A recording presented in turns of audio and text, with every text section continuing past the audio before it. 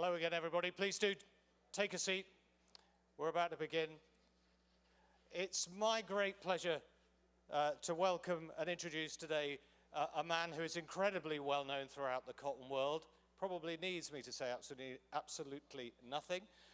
Bill Ballenden, a former president of the ICA, a man with an incredibly varied career in cotton that I think goes on for quite a few years now, but it has included trading, helping to set up the seam in Memphis, Tennessee, working in West Africa, in India, in China, setting up his own trading company, and now working for LDC.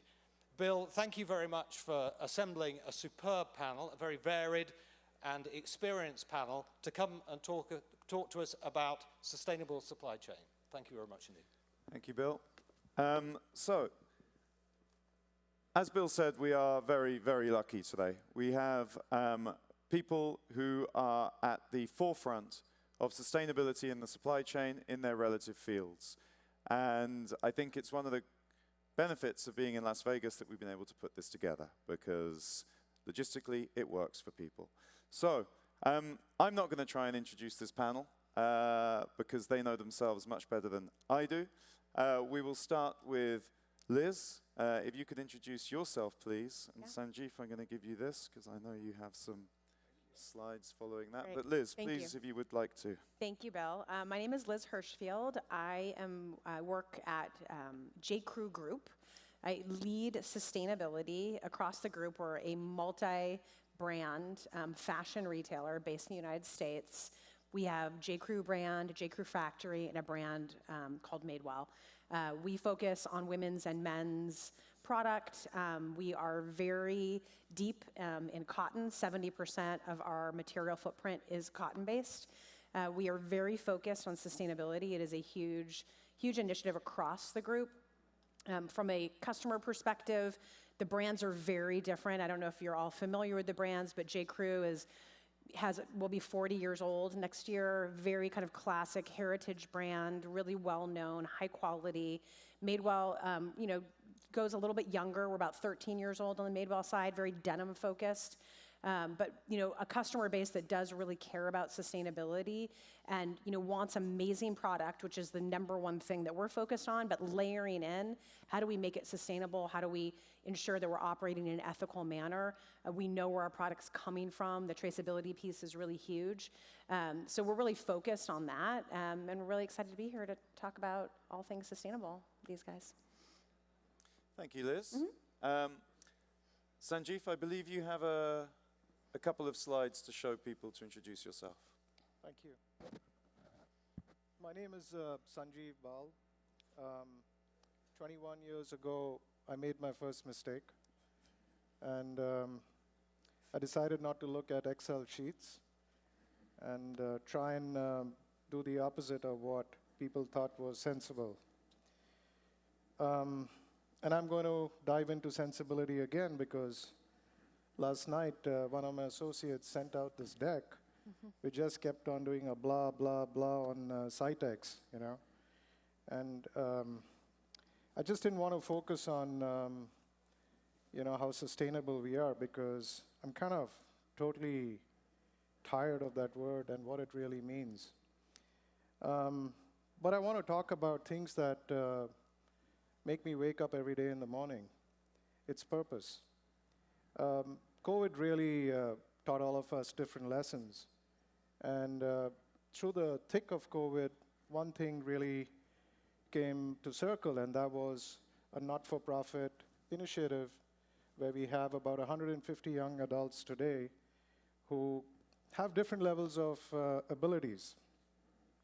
And I think that this is the best way to introduce SAITEX, an empathetic, purpose-driven organization which is intending to not only close the loop, but engage in this unique platform. Thank you, Bill, for having all of us, because this is the beginning of something really important. Our supply chains are totally disrupted, and where you come from, your community has not been recognized and celebrated. You all haven't been integrated into the mainframe. And through all the geopolitical, social, economic issues that we have today globally, I think there is a huge opportunity to rebrand and recreate a brand new system, which I think this platform and engagements like this is the start of something new, fresh, and unique. So thank you once again for having us. Thank you, Sanjeev. And I think Guilherme might be next up on the, because you have a few slides to show, and I believe it's going to be Guilherme introducing himself. Sorry, Lacy. Yep.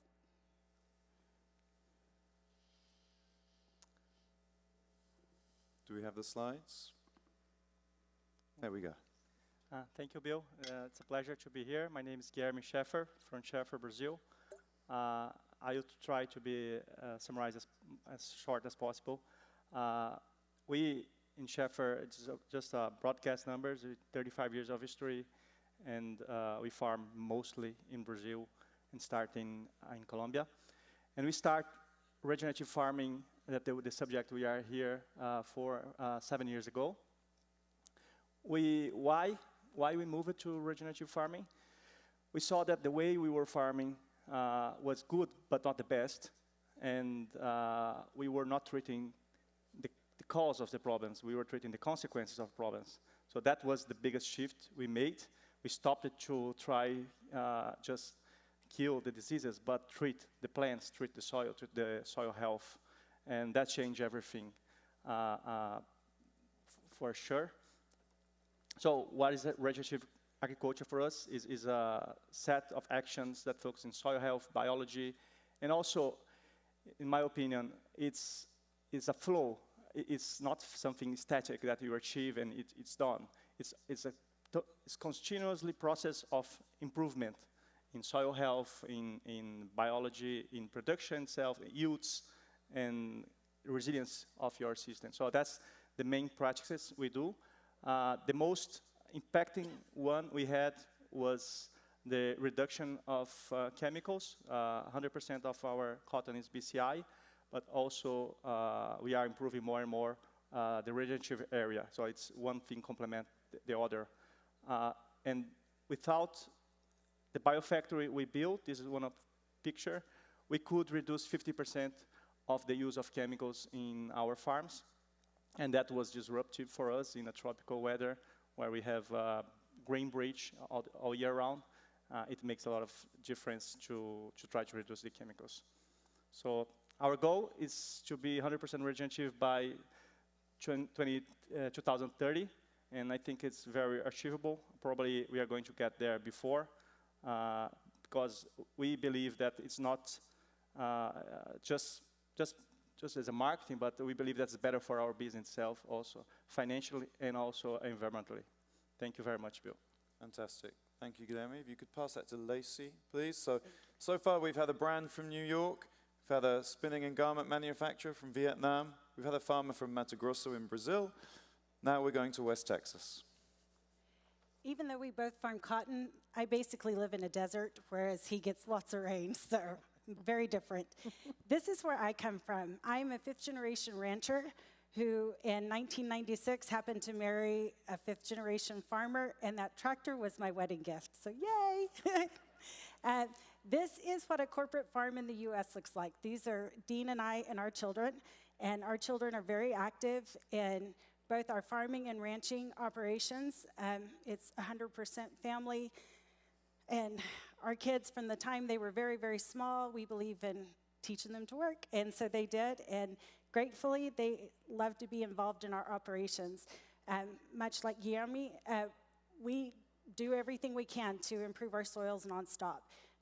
One of the things, that first picture you see where it's got the green wheat, when we strip cotton, we go right behind it with wheat, and then we keep that wheat up, we kill it right before we plant, and then in the last picture is where we plant into that dead wheat, and it keeps our soil covered at all times and does lots of magical things for it that we really enjoy. And then also, we keep that cover crop there all the way through harvest. And then since I am a fifth-generation rancher, I have to have cows somewhere in that farming operation, and we use cattle to concentrate their manure. When we bring them in to graze on our set-aside land, we'll put 250 on like an acre and a half and move them every single day. And it concentrates that manure, that all of those things those cows are known for doing, and plus it gives me another place to graze some cattle before they go to market. This is some of our soil photos that show the changes in it over a period of time. And I guess I've been married for 26 years, but prior to that, when I grew up hoeing for my husband's hoeing cotton, I should clarify, hoeing cotton, I don't ever remember seeing worms. And as we have worked on our soil, we see worms everywhere. And it's so fantastic to see. I'm so proud of those worms. But this just kind of makes me laugh. It really does say who we are. We believe beef is what's for dinner and cotton's what you should wear to dinner. And then should you wish to talk to me, you can scan it or take a picture, whatever. And I'd love to visit with you. Thank you. Thank you very much, Lacy. Fantastic. And now, Alia, who heads up the Traceability Initiative at Better Cotton. Alia, please. So I'm Alia from Better Cotton. And for those of you who don't know, Better Cotton is the largest sustainability initiative that works on cotton. And our mission is to help farmers survive and thrive while protecting and restoring the environment. And my two friends to the left are amazing leaders in that space. But Better Cotton is for farmers of all sizes and for all walks of life. Our premise was that actually if you want to make sustainability in the mainstream, you have to work with lots of types of growers. And so our standard system is about continuous improvement. You've got to meet the minimum, and you have to commit to continuously doing better. And our model has allowed us to grow quite significantly. So I think our most recent figures are that 23% of global cotton is farmed under Better Cotton or Better Cotton partner arrangements. So 23% of the world's cotton that is grown can be sold as Better Cotton. And it was always part of our idea that there had to be a lot of sustainable cotton, and retailers and brands needed to know that it was possible to buy it as their normal sourcing, not for special lines, but for normal sourcing. And so in that sense, we took a position early on that we wanted to be premium neutral. So it was a little bit of a different approach than many other standard systems have taken. And that was where we got to in our 2020 direction. But looking to 2030, it's really about impact. It's about using this great big platform and empowering more change and going deeper. So our big targets are around carbon. We have a target to reduce GHG emissions in cotton production by 50%. And just to give an illustration, we did a study around our program of 3 seasons from 2016 to 2019, and saw that with the production practices that we're advocating in 5 countries, I think there were 200,000 data sets, that by reducing chemical fertilizer, chemical pesticide, being more efficient about irrigation, that carbon emissions came down by 19%. So through incremental change, you can make a big difference at a big scale. And just to also introduce the context of my current role, so when I joined Better Cotton, I was originally working on our programs, so delivering change at the farm level, our capacity building through partners, executing our assurance against our standard. And now it's really about building new systems, because if we're going to do something different, if we're going to go deeper, we need different systems, and we need to do work differently, essentially. And so Better Cotton, I think if you'd asked us 3 years ago whether we would get involved in traceability, we would have said absolutely not. Our mass balance has really let us grow. Not tracking the cotton has been great because we can focus on change at the farm level. But as it turns out, the world has changed, and traceability is not optional. And we actually, because of what we've been doing and our work from the farm to the gin and with the supply chain along the way and the retailers and brands, we actually have a lot of the groundwork. We have a lot of the basis that you need to build traceability onto in a way that could be accessible and available more globally. Anyways, that's enough from us, and okay. I'll get back to you. Thanks, Alia. So I can't remember a time where I've been on stage or even seen on stage such a diverse group of people from so many parts of our value chain. I don't think it's happened before. And I think what's very specific about cotton is how complicated our value chain is. You look at the coffee value chain and then you look at the cotton value chain, and the cotton value chain is a lot more complicated. We ship the stuff around the world. There are various different stages at which anything can happen. And it makes the role of delivering true impact, which in the end is what sustainability means, very hard. So I'd like to start all the way downstream. And the way we're going to run this is I've got a question for everyone, but I want people to feel absolutely clear that if you have something to say when someone else gives their opinion, please jump up and say it. This can develop into a debate of any kind. So I have a couple of pre-prepared questions, but we're going to start all the way downstream with Liz. So you're the part of the value chain that we in this room as the people at the other end know the least about. So what is it that you think the customer really wants? And how do they see the role of sustainability in that? It's a great question. I think, I mentioned in my intro, the customer wants great product, right? They want to buy amazing product that makes them feel good when they wear it, or they're buying something that they need that's a value. They definitely look at price, but some are more price resistant than other. I'd say our brands are a little bit more kind of on the low end of high end, so we're not, I would say, value, although in our J.Crew factory stores, that's a value set. So customers, it really all starts with the product. We have in-house designers, we design amazing product, we have to really offer something compelling. But it also needs to be sustainable and have a story behind it and a brand behind it that's authentic, that the customer feels has their same values. And that's really growing in the industry, particularly as Gen Z becomes a much larger purchaser. For sure, sustainability is not the only thing that sells product. Most aren't going to go in and buy something simply because it's organic or simply because it's BCI. They're going to buy it because they like it, but then they're going to feel better about it when they know where it's come from, that it's been sourced ethically, that it's actually not doing harm for the environment. And that's what we're really focused on, is how do we message this amazing product that also has these great sustainable attributes, and that our customers can trust us, and that we're being really authentic with them on our journey around sustainability, because it's definitely a journey, and there's a lot of complex issues that we have to deal with in order to kind of come up with a message for our customers. So if I understand right, that you believe that when the customer buys the product, the buying decision is unlikely to be driven by anything more complicated than I love this product, but there is a desire somewhere within that, which is a little bit intangible, to feel good about it. And so when we have farmers who are farming regeneratively and doing the right thing, are you able to deliver that message? Do they even want to listen? Can they hear it? Yeah, it's really, again, it's a nuance, right? It's about how do you focus on the product but deliver something really clear and crisp they can understand, because it also is complicated to kind of explain the whole supply chain.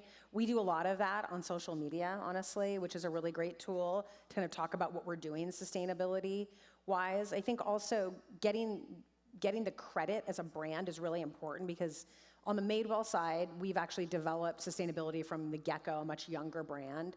On the J.Crew side, 40 years young, next year, we're starting to develop that muscle with our customer. But when I think about Madewell, like anyone who knows Madewell in the US always knows that we're an ethical, sustainable brand, because that's what we talk about a lot. So the message, you kind of have to keep getting it out there, but you can't overwhelm the customer with too much information.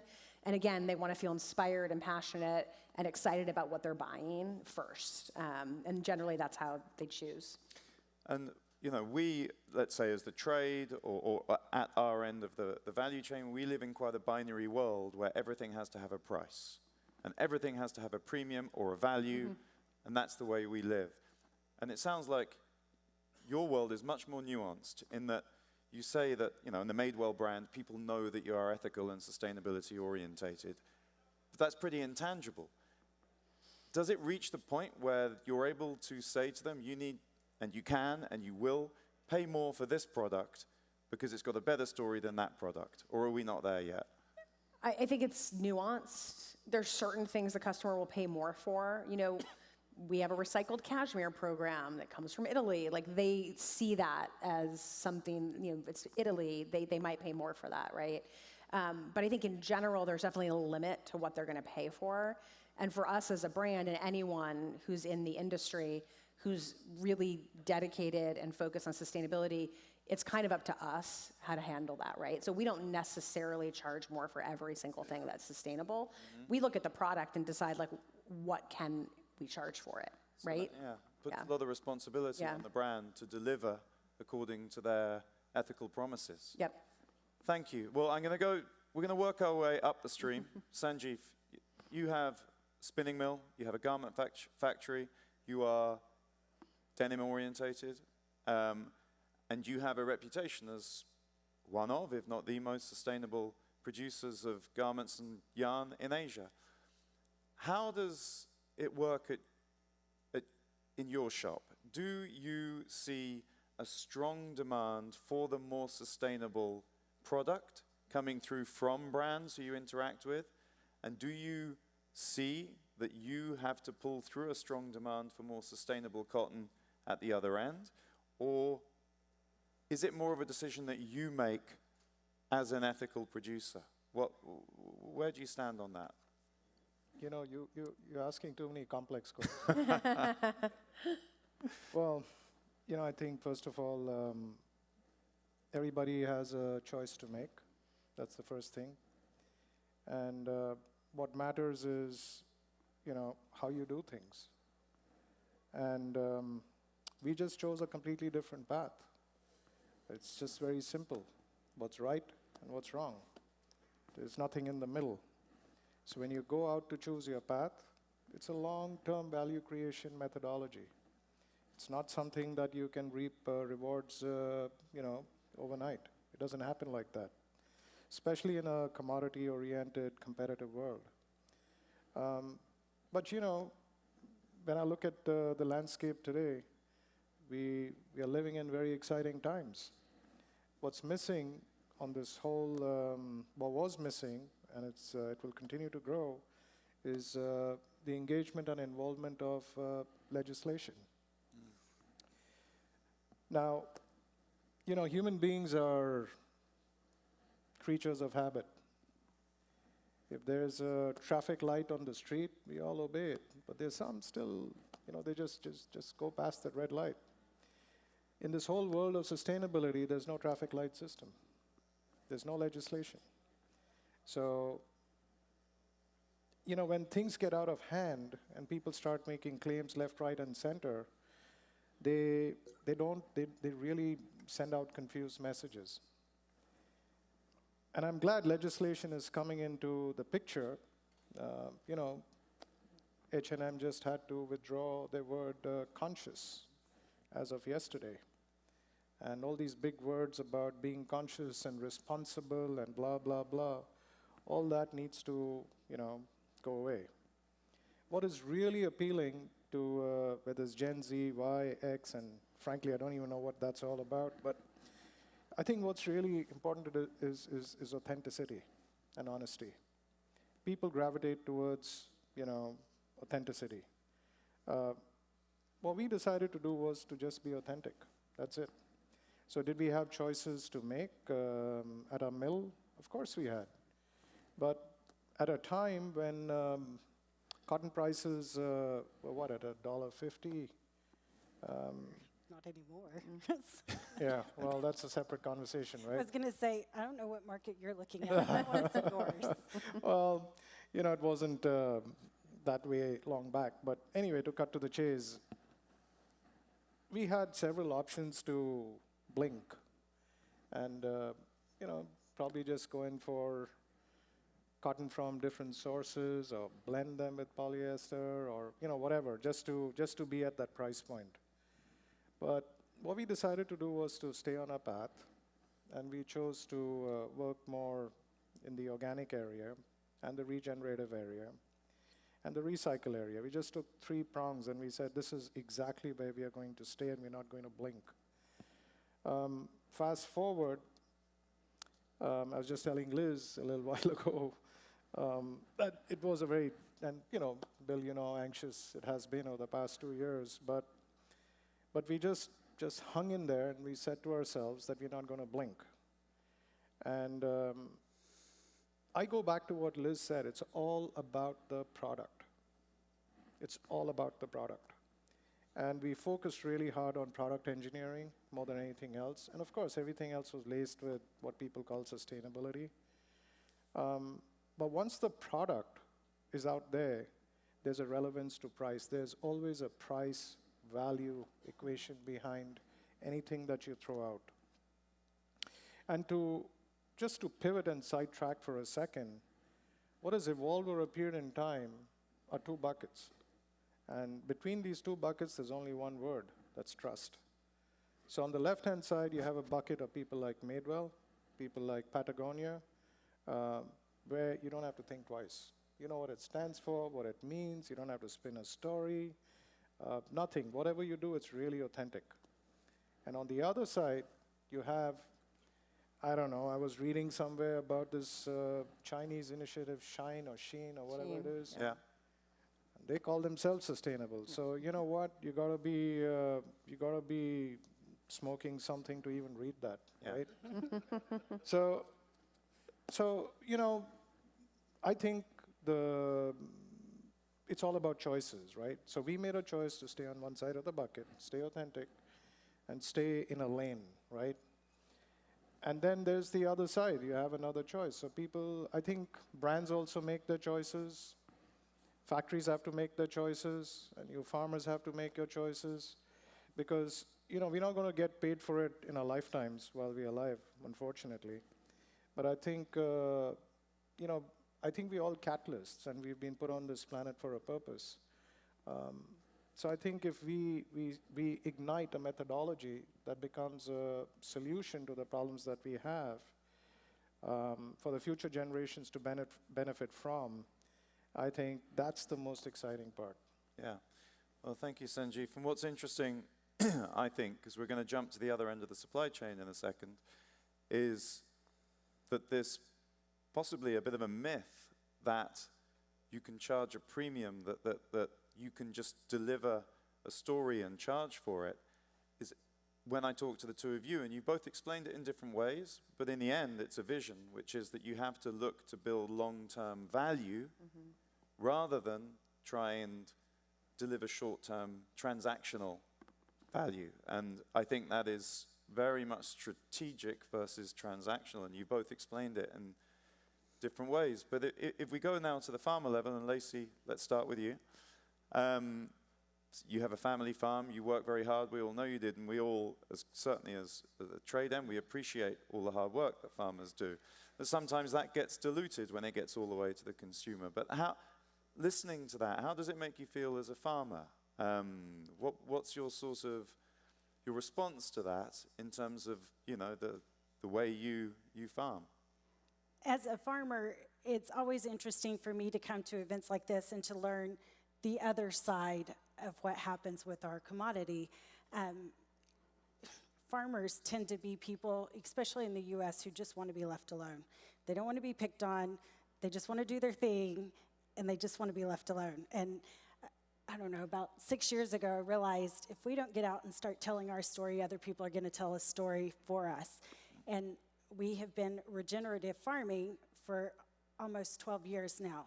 And it's something we really didn't think of. It was something that we did to improve our land ourselves, because we wanted to do that, and we wanted to leave it better for our kids.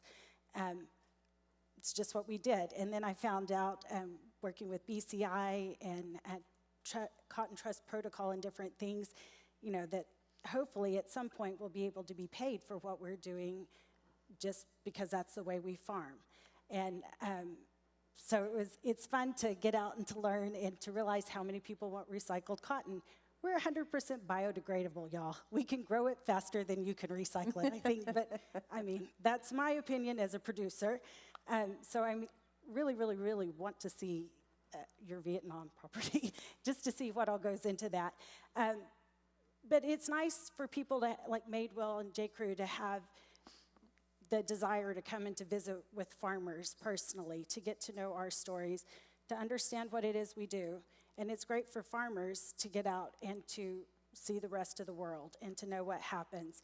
It's nice that J.Crew Madewell wants to build a rapport directly with farmers, that they know exactly who produces their product that they're purchasing, and we know where it's going. And so, of course, I now look at a lot of J.Crew Madewell products and shop pretty exclusively with them at the moment, just because they're willing to support us. And to me, that means a great deal. And then plus, we get to tell other people that story as well. We get to explain to other farmers, you know, if you keep making changes, this is the direction it's going, and I really see that as being the direction the industry is going to go. One of the things that I've always enjoyed, we're surrounded by a lot of dairies as well, is on the back of different milk jugs where you could read about the dairy that your milk came from. And Florida orange growers were the same way. I always enjoyed that. I liked having an idea that there's other producers out there doing what we do, just in a different commodity. And I just kind of find it fun. And then I have a comment, but I think it might come in later, so I'll just wait. Okay. Well, I think, yeah, I was just going to say, we had the opportunity to visit Lacy's farm last week? 2 weeks ago? I don't know, time goes I know, we've been all over the place, but we're really focused on regenerative agriculture and been really partnering with US-based farms, so it's just been great to actually make that connection, as you were saying, Lacy, and I think on both ends, it's just so nice to see that and to hear what the challenges are, because it kind of helps us reframe how we're approaching what we're doing also.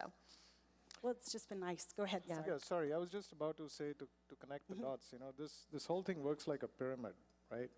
And the pyramid starts at the top with the consumer, who kind of influences demand. But then the custodian of the demand is the brand, right at the top. And the way business has progressed over the years, the brands choose their partners, and they nominate the whole supply chain. For example, Madewell would have 6 or 7 or 10 mill partners. So they are nominated. And then they would have the next tier, people like us who would be manufacturing those fabrics into garments. And then below us would be the accessory guys. So while this has become such a robust system, and it's really compliant, et cetera, what has not been added to that whole nominated component has been the cotton component, the farm component. And what's happening right now in this conversation is a company like Madewell is taking that giant leap forward and walking into an untreaded arena, which is including the farmers into the supply chain. That'll give the transparency, the visibility, the quality, and the integrity when they go out and talk to their consumers. So, sorry to have interrupted, but No, I just thought this was something for everybody to experience this emerging opportunity, which other brands haven't done as yet. I agree, and we're seeing it more and more. We're seeing more and more brands show up in our world and trying to understand all the way down to the farmer. But I'm still trying to understand the real value of it. I'm still trying to get to the bottom of where does it benefit the farmer. And so I'm going to, Guilherme, you certainly mentioned the economic case for regenerative farming. You also, I know, you know many brands, and you've talked to them about this. So here's another farmer who has interacted with brands. How do you see the economic case for regenerative farming building then, in this new normal? Okay, I think I agree with my friend here, farmer from the US. The approach from the farmer should be first not because the desired premium, but because he really believes that he has to do that. A lot of farmers come to me and ask, first question they ask is, how much premium are you receiving for your cotton or soybean? And that's the worst, not the wrong question, I think. Should be, why did you change it, I think. And the biggest beneficial for the point of farmer, I think, is a resilient system and a reduction of cost in the long term. Maybe in the short term, not, but in the long term, you have better yields and lower costs. So that should be the driver for the farmers. For sure, we like premium, we like extras, but that should be the extra, not the target itself. Talking about the premium itself, I've been talking with the brands like last 3 years, trying to do something different, talking direct to the brands, and you know that, but involved also the trading companies, and it's very challenging. I think it's more than a premium, it's a concept. It's not so clear yet what is regenerative farming for society, for the public perception, like it is for organic, for example. Organic is everybody knows what is organic and traditional, but regenerative is something new. I think with more time we are going to develop that and let that more clear for the client. When it's more clear, then I think the premium is coming. But now it's just a construction. It's very small market yet, in my opinion, who pays the premium. But we are not that just for that. We are for building this new market and this developing this. So, but there's one very important point, Bill, that cotton has an advantage, I think, related to other crops for the farmers, because our chain is so long, like yarn, fabrics, garment, retail, brand.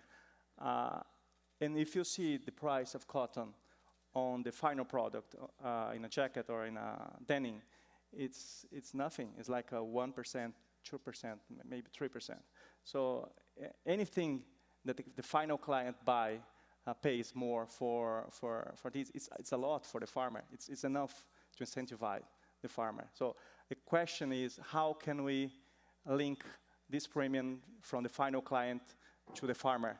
Because if you go all the chain, maybe it gets too much for the client. But if you find different ways, that what we are trying to do, I think it's much sustainable, because it's not so expensive for the client, and it's a lot for the farmer. So it helps a lot to speed up the conversion from traditional to regenerative. Mm-hmm. So you're talking about almost a direct delivery of the premium from the consumer to the farmer without getting diluted through the value chain or everyone trying to take their slice. Exactly. Yeah. Well, thank you, Guilherme. And I think what I'm hearing, of course, is what's great is you all have a vision. You all have a strong belief in this, which is typical of early adopters. You know, you don't necessarily only do it for the money. You have a vision. You have a strategy. Now, coming to Better Cotton, your strategy going back a decade or so was always around mass balance. But what we're hearing here is that there's a desire to try and deliver a stronger story to the consumer, to make sure that the brands, everyone through the value chain that believes in the same thing is able to get what they want. And that's not necessarily, that doesn't necessarily work with mass balance. So if we're trying to deliver impact all the way up and potentially deliver a premium or a compensation all the way down, then that almost makes traceability a necessity. And you said that a few years ago, Better Cotton realized that, well, traceability does look like it has a role to play in the future. How strong do you think this movement towards truly traceable cotton is? And is it going to turn mass balance on its head, or is it too early to make that call? Well, that's a good question. Yes. So, you know, we see right now that traceability is necessary. That, you know, especially looking at how legislation has evolved, you know, the trade legislation in the US or in the EU, or the EU legislation on product claims and what you could actually say on a product based on what you know that is verified information. And the desire by retailers and brands to talk about their products, not just about themselves as a business, but to talk about the product and say that this product has these practices embodied in it. And right now with mass balance, it is impossible to say that this product is better cotton, because who knows? We don't know. It's mass balance. Could be. Could just be maybe on average 23%. could be less. And you know, as we started looking seriously at traceability at the beginning of last year, we started talking to the industry, to actors all across the supply chain, to retailers and brands, to other sustainability standards, to other commodity sustainability standards, to understand, do people actually want us to do this? Or is this just an ask coming from one part of cotton trades, so maybe the retailers and brands? And actually what we found, and we issued a survey through our existing tracing platform, the mass balance one, and there are, let's say, 13,000 individuals that are trading cotton on our platform at the moment, and 1,500 responses came in. It was a long, complicated survey, so we were actually quite surprised. And what we saw was an overwhelming response that actually traceability was really important. That 84% of actors from all nodes of the supply chain says that either they already see it as a business need or they believe they will be asked quite soon for it. And there were lots of other interesting trends, like those closest to the retailers and brands always got asked.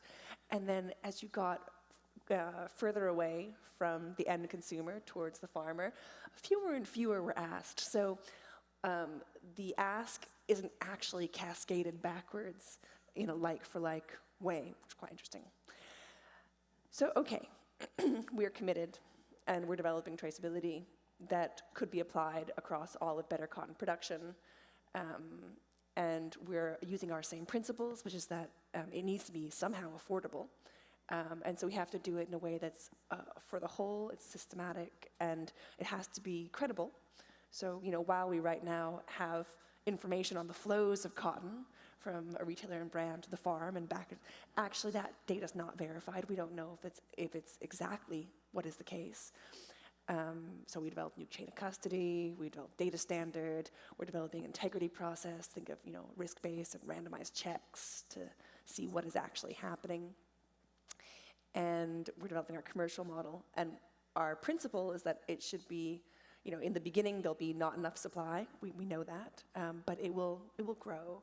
But the thing that we don't know, to answer your question, is there actually a demand for traceable cotton? Or is there just a demand for traceable cotton if it's free? Because it can't be free. It won't be free. You know, there's the cost to make it traceable. And, you know, we'll work hard to minimize that. And, like, that's tests, that's business processes, that's, you know, working with suppliers. But then there's also the availability. You know, there's only so much cotton that's entering, especially in the beginning. So it'll be scarce. Scarcity makes things expensive.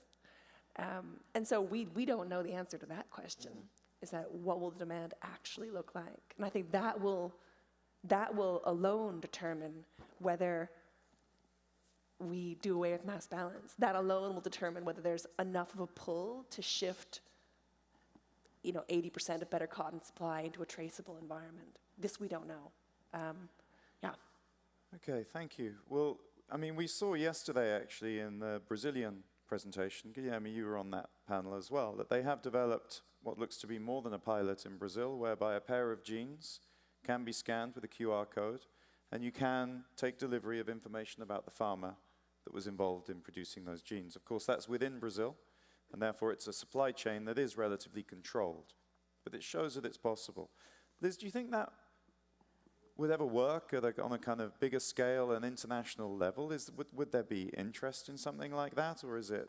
Yeah, absolutely. I think, I mean, traceability is a non-negotiable now, particularly for any brand operating in the United States. So we've been on that journey, and it's obviously very connected to sustainable cotton and regenerative and getting to know the farmers and all of that. So there's a path there. I mean, right now in the United States and with the brands that work to manufacture their product offshore, it's very manual to do that work, right? I know the Brazilian ecosystem is a little bit smaller, but a QR code the customer can scan, it tells that story of where the product came from, I think is really valuable. And I will say that before the pandemic, QR codes were not adopted very easily in stores, but now they are. Like, the customers understand them more. So definitely makes sense to them. So absolutely, I think it's doable. I think we're just probably in a place where the documentation that shows the traceability is still very manual and very like hard pieces of paper. So that work is, you know, very kind of hands-on. Yeah, and as an aside, I ran an innovation forum earlier this year, and Andrew Ola, who many of you know, was on that, and we ran a session about what does the label of the future look like, and the delegates had to come up with And the answer was a QR code delivering a very quick story about where your product is from. No complication, not too much information, but giving you an idea of what it is you're buying so that you have a sense of who you're supporting. Now, in theory, that same information could allow for the delivery of a direct premium to the farmer as well. You could, I think you and I have spoken about this. Would you like to add a tip to that? Your tip will go directly to the farmer. So the possibilities are endless. However, things are changing very, very fast. And I think, Sanjeev, you came on to the point about legislation. Legislation is real. You've mentioned it. Alia, you've mentioned legislation. This legislation is going to put in some very strict rules around what you can and can't deliver. And I know there have been instances where brands have found their product set to one side by customs if you can't provide that information. Yep. So I'm hoping that for the farmers, this does end up with supporting the work you're doing, because as you both explained, you're doing it because you believe in it. But when you believe in something, you would hope that it would also be economically interesting as well. I'd like to ask a few questions at this point, because there are some really cool questions coming in. Yes, Lacy. Can I make a comment real After, quick? yes. One of the things I've noticed as a producer, everybody wants to know our story and know exactly what we're doing. I get audited by every single company that we do stuff with. So Regen Agri, BCI, and Cotton Trust Protocol. I'm audited 3 times, which is fine. I have nothing to hide, more than happy to share. It just takes some time for me, because I have separate records for each company that we do business with. And it's kind of funny. They want to know what I'm doing, but at the same time, sustainability, I notice for a lot of brands and retailers, stops at a certain price point. So you see a lot of 100% cotton things when things are cheap, and cotton's really cheap. But yet, when it goes over, say, $1.30, sustainability kind of stops. And all of a sudden, polys can come in, and, you know, that's okay. Of course, it's something I see as a producer. I'm sure it's different on this end. But it's just kind of one of those things that I find somewhat humorous is, you know, sustainability has a price. It does, and I think that, like, for us, the market that we're in, the Madewell and J.Crew side, that's not us. Like, we would never choose polyester over cotton because it was less expensive. We wouldn't, and it only represents about 12% of our fiber footprint. But it's also actually is expensive because there's a very high duty on it when you manufacture it outside the United States. It's not necessarily cheaper, but I think when you're thinking about more like off-price or value brands, I can see that they would like do that because that customer is going to buy something because it's a price point, where our customer's buying something because they want it and they believe in it, they know it's high quality, they like covet it, they're excited to buy it, right? So I think the markets are a little bit different, for sure. I just like to compliment about the brands that I talked and talking about the potential premium. I think most of the brands, not all of them, but, are guided by public perception.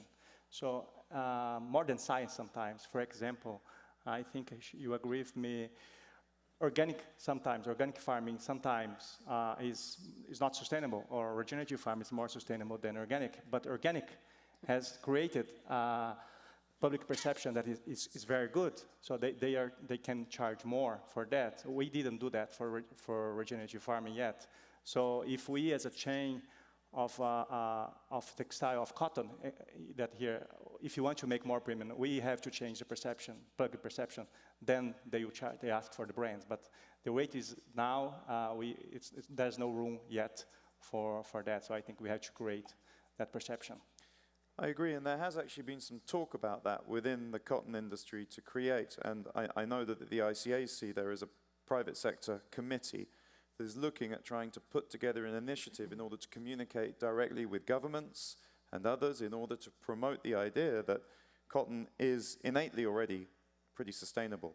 And when you get to regenerative cotton, it's extremely sustainable, and I agree. I think the hard thing for our industry is to find the right avenue to communicate that, because we're all busy doing our own thing and existing in silos, and we do need something, a superstructure above or a committee above that is in charge of that with a budget. That's the other thing. Again, it's going to cost money to do that. So yeah, I agree, but yes, Sanjeev? So I think this cost conversation also has to somehow converge into innovation. I was Going to say the same thing. Yeah. You know, I mean, we can keep on beating that poor little thing to death, but I think it's also, it'll be interesting to talk to both of you all to see how you all can go about growing colored cotton, you know? Did you say colored cotton? I think Lacy Okay, does. I've got something on that. Yeah. They did, and it didn't go over well. Well, this is what I'm saying. So, I mean, we can do it again if you'll buy well, there are it. 3 colors available right now, right, which not at scale, but I'm telling you, this is how you enjoy the premium, because you don't need a mill then. You don't need stuff to dye around. Well, I can grow green and I can grow brown. I'll be your first customer. Let's do it. Okay, well, But the history of innovation, we were talking about this at breakfast this morning. The history of innovation does show that the early adopters, the people with the vision, they always have to accept lower profitability in the early days. And that's why it doesn't attract the incumbents. And there's something called the innovator's dilemma, which is that the big guys or girls looking at this, lower profit, can't quite understand it, and then suddenly it takes off. And that's when you benefit, is when you have been the early adopter and you're already in place, 12 years, 7 years, farming this way. To catch that up is going to take a lot of time, and I think one hopes there will be a real benefit to being the early adopters here and having the vision to do it. Now, I do want to ask some of these questions. I feel like we could sit here talking about this all day, but there are some really good questions. I'm going to start with the first one, which I think, Liz, might be one that you want to answer, which is today sustainability is focused at the farm level. Oh no, I think this is for Sanjeev. Once the cotton is spun, there are chemicals and dyes. So how can a garment be truly sustainable end to end? It's a great question. And until there is a proper verification system, nobody can tell. It's about what people make it out to be. I can just tell you what we do. So yeah, we're kind of mindful from where we purchase our cotton. That's why we have relationships at the farm level. Once we roll it into our facilities, the conversion, like our entire spinning facility runs on renewables. It doesn't run on any electricity at all. And once we move it into dyeing, you know, indigo is a contaminant by itself. You know, it's not plant-based, it is bio-based, and it needs a lot of work, especially because it does not have affinity to cotton. So what we chose to do is something completely different from most people. We reduce our own indigo. We don't buy pre-reduced indigo from anywhere else. So we make sure that the pre-reduced indigo is hydrosulfite and aniline free. And thereafter, again, you know, you work, we are very in tune with cradle-to-cradle protocols. That's the strictest protocol. On chemical management, it goes one step beyond ZDHC's protocols. So it's stringent. We are Blue Sign approved as well. So there is a methodology to that madness to ensure that whatever comes out of our lines is in line with a holistic system that is called a life cycle analysis. It's a LCA. It's not just one thing about chemicals. There's a lot of other stuff that goes around it, the human intervention. In the end, it's about your footprint. You know, nobody on this planet or no organization, I'll be damned if there's one, and I'll go and worship them tomorrow morning if they exist, that are 100% sustainable. You just can't be. Yeah. The thing is, it's all about impact. So long as your positive impacts outweigh your negative impacts, it's a balance sheet. It's a P&L. And that's what counts. So again, you know, after the fabric is done, we roll it into our manufacturing facilities. You know, again, we use, in our laundries, we use all certified chemicals. But listen, at the end of the day, it's not just the chemicals, like I said, right? It's also your carbon footprint and, you know, how much collateral damage you're creating at the end of the day. So I think what happened was, and what's happening in the last 10 years, there are a lot of catalysts which are creating stimuli, which is allowing people to move in a different direction. And the first catalyst and stimuli generator was Greenpeace. If they had not gone after, the way people went around doing their processing business, we'd still be flooding all our lakes and rivers and seas in all different shades of blue. So yeah, the long and short of it is, you just got to keep on making sure your balance sheet is clean. And I think, you talk about having a holistic approach. I mean, that really is the regenerative philosophy in a nutshell, is the idea that you leave the soil in better shape than you took delivery of it. And therefore, I mean, you both have family farms. The farm that your children get is in better shape than the farm you got, and so on. And that is regenerative philosophy. And I think that's a very good answer to that question, because people do try and deal with sustainability in absolutes. And it's not necessarily an absolute science. It's a relative science. And so thank you, Sanjeev. Liz, there's a question here for a brand. What do brands say when they hear cotton is biodegradable versus the issues related to oil-based fabrics? Now, you're particularly cotton heavy, so Right. Yeah. this may not be a Madewell J.Crew question, but perhaps more of a, is there a debate going on about the biodegradability of cotton versus the it's never going away polyester? You think about brands like Nike and all the performance brands. I mean, obviously they're deeply reliant on synthetics, but they're also really innovating as well. So that's their business. So they're trying to understand it. Like, it kind of connects back to that last question, what their impact is and how do they lessen that. So, if not for the Nikes and Adidas and New Balances of the world, like recycled polyester became less expensive than virgin polyester some years ago, and that was because they created this amazing demand around it. And so they were able to change the industry, and they're doing a ton of really interesting things around take-back programs and fiber-to-fiber recycling, all of these things. So it's really about the brand and their approach, in my opinion. And we'll never change that we're 70% cotton. We don't want to, and Nike's never not going to be synthetic because it's performance. And so how do you understand your impact on the environment as a brand, and then target how you're going to address it? And it's never going to be perfect, but I think the progress is the most important thing. And I do wonder a little bit about recycled cotton whenever I hear about it, and ask myself the question, what has the bigger carbon footprint? Recycling cotton or growing cotton? Because recycling is pretty energy intensive. So I get recycling polyester. Yeah. Can't say I really get recycling cotton when it's already biodegradable, but it depends on the chemicals used, I guess, Sanjeev. Well, it's also, like I said, if your facility is running on renewables, then you're not using all that energy in your spinning facility. But if you're farming regeneratively, then neither are you Well, on the farming side. So here's- that could go on forever, that debate. Here's the thing, Bill, at the end of the day, it's an ecosystem of things. There's organic, there's regen, there's BCI, there's recycle, there's a lot of things, right? So you have a toolkit, you have a wheelhouse, and you have to play within the wheelhouse. So let's say legislation is coming in where certain amount of component behind fabric has to be recycled. Well, that's because of the way we have disposed as a human race. So there's also tremendous amount of impact. I mean, listen, Africa doesn't want our clothes anymore, right? You have to find another planet for it right now.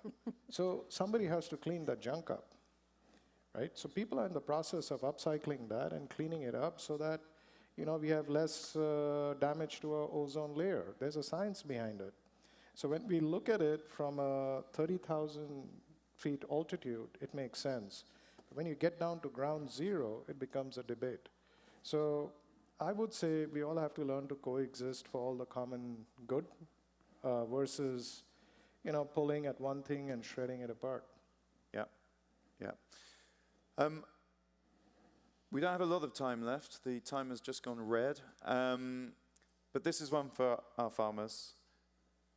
If the customer will not pay more for a product because of sustainability, then why do it? Should the farmer bear the additional cost when there is no premium? We do it anyway. I mean, for us, it was a choice that we made. This is how we farm.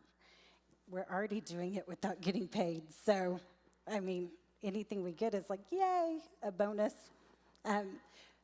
For me, one of the things that's always interesting and what I try and explain to people is everybody assumes organics are just perfect.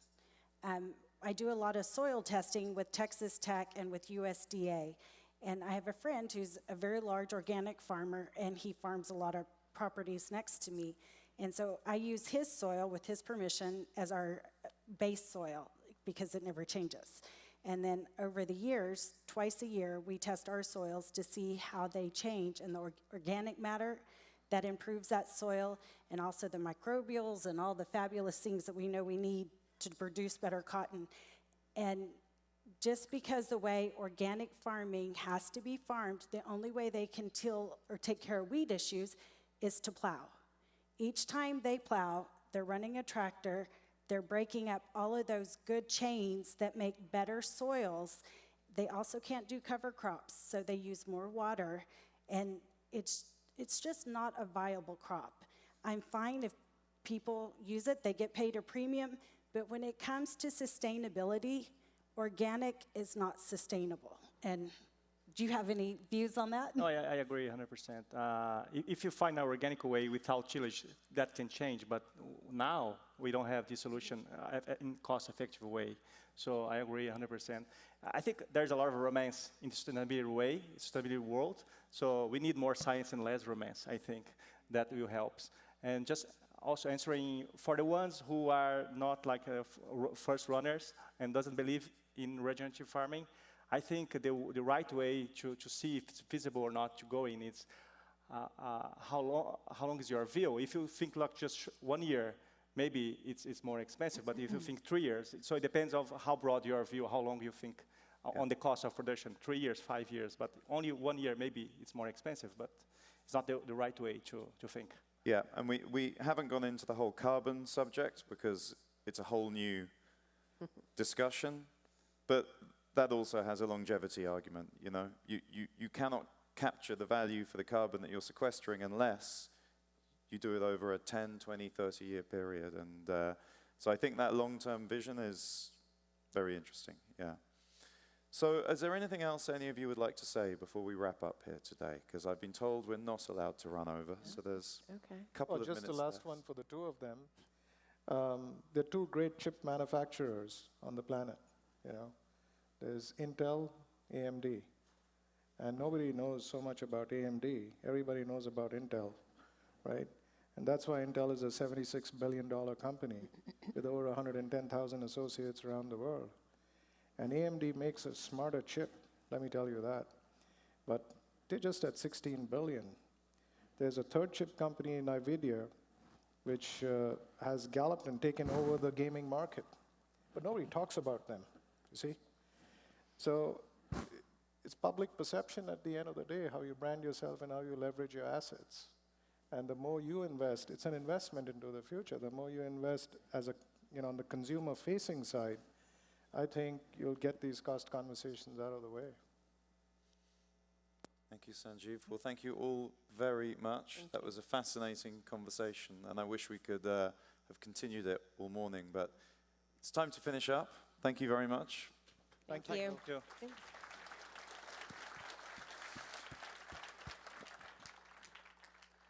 On behalf of all of us, thank you very much for this great panel, for taking your time, for coming here to join us, for engaging more deeply in this really interesting and ongoing debate. Thank you.